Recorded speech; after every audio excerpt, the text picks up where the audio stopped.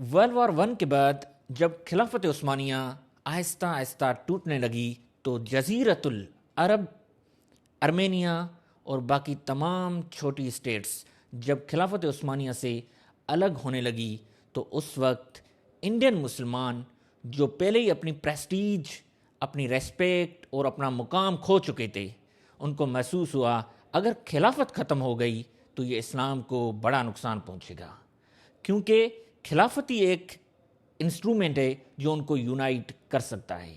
تو انہوں نے بہت کوشش کی کہ خلافت کو کسی نہ کسی طریقے سے بچایا جا سکے۔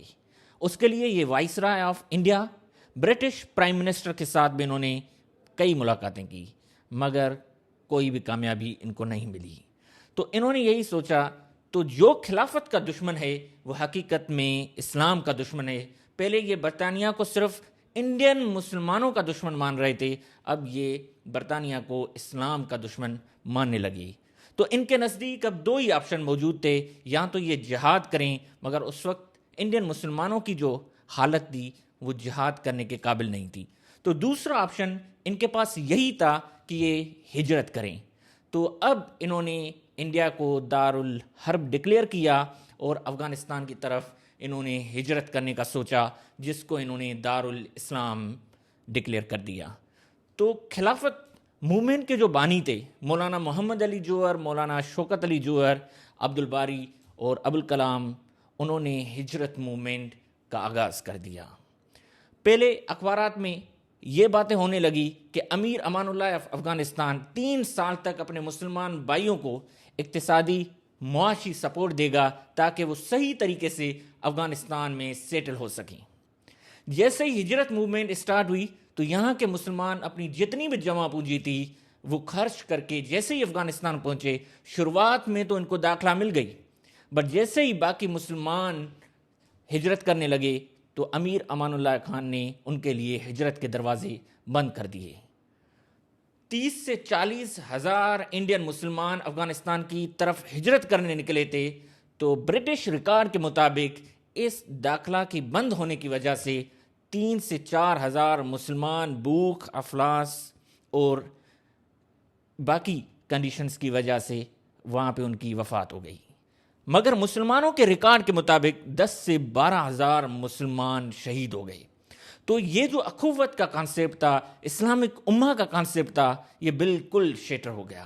تو آج تک پاکستانی مسلم جو ہیں ان کے اندر ہمیشہ اس بات کی ناراضگی رہتی ہے کہ افغانستان نے اپنے بھائیوں کو مشکل وقت میں ساتھ نہیں دیا تھا۔ تو آج اگر ہم دیکھیں پاکستان اور افغانستان میں جتنے بھی مسئلے ہیں ان میں یہ ایک ناراضگی بھی ہے۔ دوسری بات اگر ہم دیکھیں تو ڈیورل لائن کا ایشو موجود ہے۔ افغانستان کہتا ہے کہ جب دورانی امپائر تھا تو افغانستان کی جو حدود تھی وہ پنجاب، KPK اور کشمیر کے کچھ علاقوں تک تھی۔ تو ان کے مطابق جب ڈیورل لائن بعد میں ایگریمنٹ بنا between the British and the Amir Abdur Rahman کے بیچ میں، تو یہ انڈر پریشر بنا تھا، تو اس کی کوئی حیثیت انٹرنیشنل لا میں نہیں ہونی چاہیے۔ اگر ہم دیکھیں تو امیر عبد الرحمان نے صرف اس کو سائن نہیں کیا، بلکہ اس کے بعد آنے والے حبیب اللہ خان صاحب، امیر امان اللہ صاحب اور باقی جتنے بھی ایگریمنٹس ہوئے ان میں ان کو ریکگنائز کیا گیا تھا۔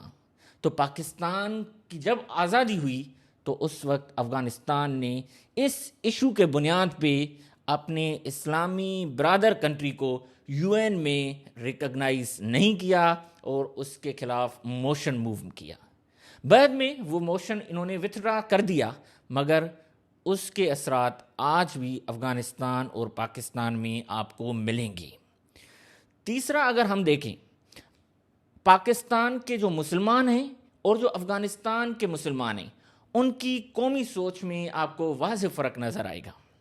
پاکستان کے مسلمان کے اندر آپ کو اسلامک امہ کا کانسیپٹ زیادہ آئے گا، جو آپ کو خلافت موومنٹ، ہجرت موومنٹ، اسرائیل کو فلسطین کے مقابلے میں ریکگنائز نہیں کرنا، ارمینیا کو ازبکستان کے مقابلے میں ریکگنائز نہیں کرنا، جو اب ہو چکا ہے اس کے ایگریمنٹ کے بعد، تو یہاں پہ آپ کو فیل ہوگا کہ یہ قومی مفادات کو پاکستان کے مسلمان پیچھے رکھ کے جو براڈر بینیفٹ ہے اسلامک امہ کا، اخوت کا، اس کو آگے لے کے آتے ہیں.